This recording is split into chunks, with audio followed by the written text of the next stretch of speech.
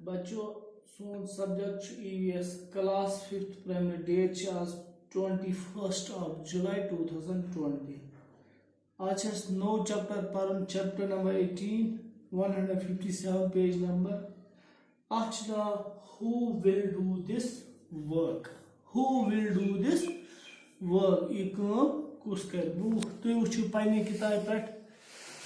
येतन छ हयत मुख्तलिफ सीन्स यतन यह बनावा बिस्तर यम तुम ट्रांच पाजान यम ट्रांच खनान यह करान सफाई या यम बाकी लेबर मटीरियल वटीरियल सारा मुख्तलिफ किस्म वर्क यतन हयत वार वुचो तुम बिस्तर बनान वाल यम ट्रांच पाजन वाल यम ट्रांच खनन वाल यम सफाई वाल यम बाकी लेबर मजूर यम बिल्डिंग बनानस लगान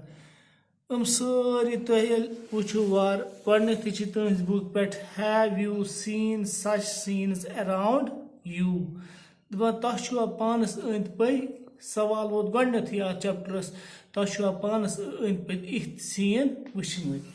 आंसर लिख मे yes I have seen such scenes around me आ मे वुचमत तथ वुचमत सफाई करन वल ट्रांच खनन वल बिस्तर बनान वल सीन वुचमत पत ब्या question have you ever thought of people who do this work can you imagine how do they feel तह सोचमुत ऑफ पीपल हु लुकन हुंद सोचमुत यम काम करान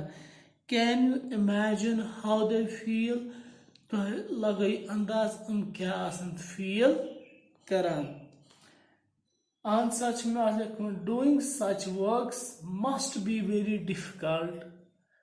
एंड डर्टी दपान काम करने सत्या मुश्किल काम बे गंद काम पीपल डूइंग देम मस्ट